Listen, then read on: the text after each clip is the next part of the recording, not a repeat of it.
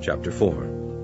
And he began again to teach by the seaside. And there was gathered unto him a great multitude, so that he entered into a ship, and sat in the sea, and the whole multitude was by the sea on the land.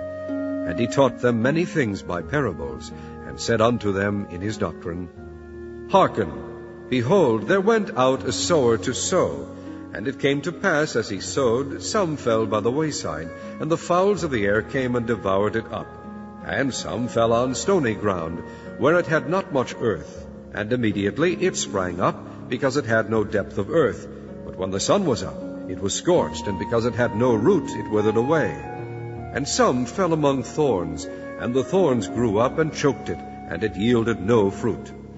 And other fell on good ground, and did yield fruit, that sprang up and increased, and brought forth some 30, and some 60, and some 100. And he said unto them, He that hath ears to hear, let him hear. And when he was alone, they that were about him with the 12 asked of him the parable. And he said unto them, Unto you it is given to know the mystery of the kingdom of God, but unto them that are without all these things are done in parables, that seeing they may see and not perceive, and hearing they may hear and not understand, lest at any time they should be converted, and their sins should be forgiven them. And he said unto them, Know ye not this parable? And how then will ye know all parables? The sower soweth the word.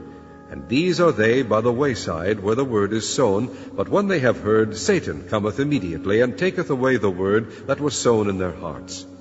And these are they likewise which are sown on stony ground, who, when they have heard the word, immediately receive it with gladness, and have no root in themselves, and so endure but for a time.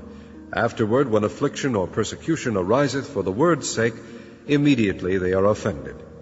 And these are they which are sown among thorns, such as hear the word, and the cares of this world, and the deceitfulness of riches, and the lusts of other things entering in, choke the word, and it becometh unfruitful. And these are they which are sown on good ground, such as hear the word, and receive it, and bring forth fruit, some 30-fold, some 60, and some 100. And he said unto them, Is a candle brought to be put under a bushel, or under a bed, and not be set on a candlestick? For there is nothing hid which shall not be manifested, neither was anything kept secret, but that it should come abroad. If any man have ears to hear, let him hear. And he said unto them, Take heed what ye hear. With what measure ye mete, it shall be measured to you. And unto you that hear shall more be given. For he that hath, to him shall be given, and he that hath not, from him shall be taken even that which he hath. And he said, So is the kingdom of God, as if a man should cast seed into the ground, and should sleep, and rise night and day, and the seed should spring and grow up, he knoweth not how. For the earth bringeth forth fruit of herself, first the blade, then the ear, after that the full corn in the ear. But when the fruit is brought forth, immediately he putteth in the sickle, because the harvest is come. And he said, Whereunto shall we liken the kingdom of God? Or with what comparison shall we compare it? It is like a grain of mustard seed, which, when it is sown in the earth, is less than all the seeds that be in the earth. But when it is sown, it groweth up, and becometh greater than all herbs, and shooteth out great branches, so that the fowls of the air may lodge under the shadow of it. And with many such parables spake he the word unto them, as they were able to hear it. But without a parable spake he not unto them. And when they were alone, he expounded all things to his disciples. And the same day, when the even was come, he saith unto them, Let us pass over unto the other side. And when they had sent away the multitude, they took him, even as he was, in the ship. And there were also with him other little ships. And there arose a great storm of wind, and the waves beat into the ship, so that it was now full. And he was in the hinder part of the ship, asleep on a pillow.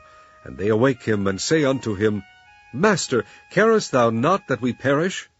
And he arose, and rebuked the wind, and said unto the sea, Peace, be still. And the wind ceased, and there was a great calm.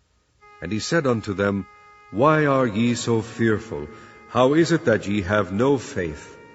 And they feared exceedingly, and said to one another, What manner of man is this, that even the wind and the sea obey him?